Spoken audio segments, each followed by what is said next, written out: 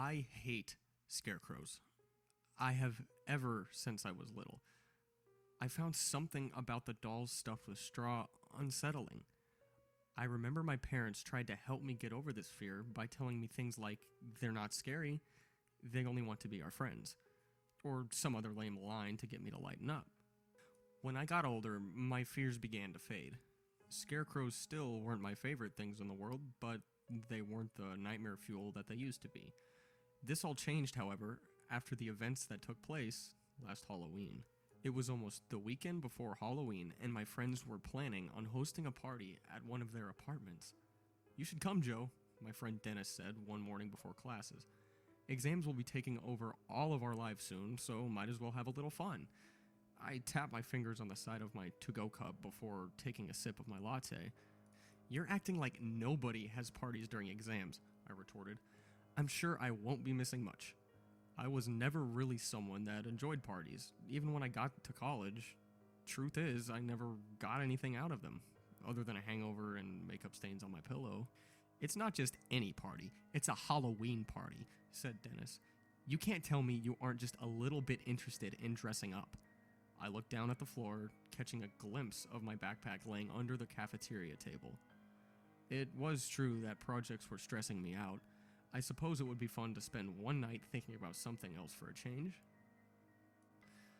"Fine," I answered. "I'll give it a try."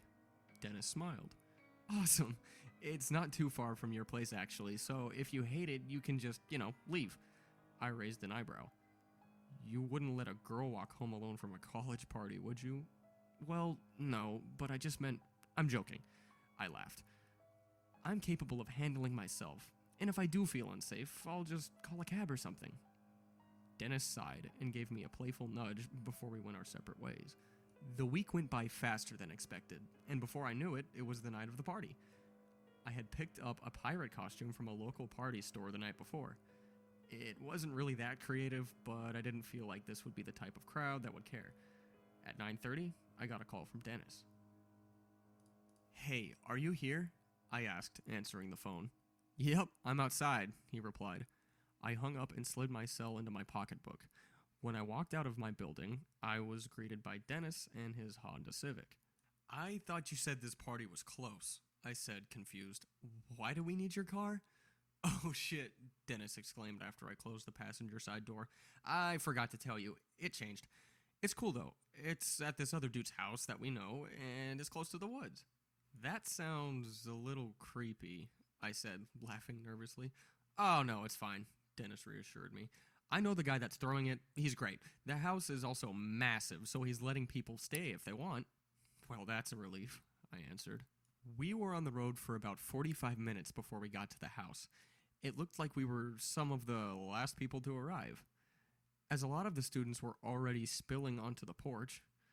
The night progressed how I imagined it would, with drunk college kids being their debaucherous selves.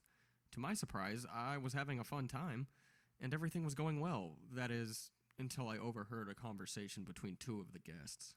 "They still haven't found her?" "Yeah, she's dead," said one of the guys whose face was made up like a clown's. "Either that, or trapped in some psycho's basement," said the other, who was dressed like a skeleton. I walked up to the two boys. "Hey," I said, "mind if I ask what you guys are talking about?" The two boys looked at one another and then back at me. "Some girl that goes to our school went missing, like 2 weeks ago," said the clown.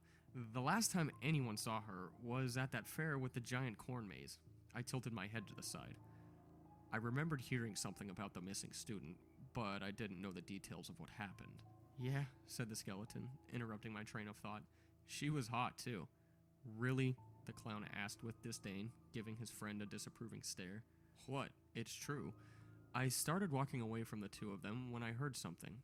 It sounded like a whimper or a whistle. I looked back at the two boys for confirmation. They looked at me and acknowledged that they too had heard the strange sound. "Hey, turn the music down for a second," yelled the clown. A girl wearing a Wednesday Addams costume adjusted the volume on a pair of speakers set up in the corner of the room. "Everyone just shut the hell up." The room went silent for a moment. Just as we were about to dismiss it as nothing important, we heard it again. This time it was clear. A scream. Everyone in the room raced to the windows that overlooked the driveway to see what was happening. I squeezed into a spot by one of the windows and looked out.